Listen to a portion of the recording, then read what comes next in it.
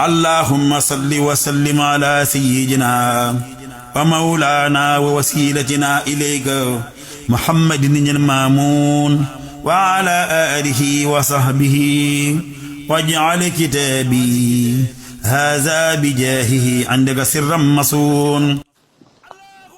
asalaamaaleykum bokki taalibe yi noo ngi leen di nuyu tey sàkku ci yéen salaatu ala nabi gii sëriñ bi jullee ko ci sangam ba sallallahu alayhi wa sallam ci tëram bi ñuy wax Muhammadul Maamun. maa ngi sàkku ci bokk yi ak ci taalibe yi ak mboolem jullit yi ko man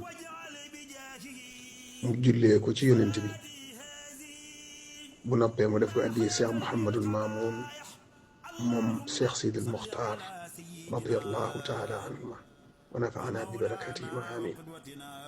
moo xam téeméeri yoon la ba junne yoon mbaa lu man jërë ngeen jëf.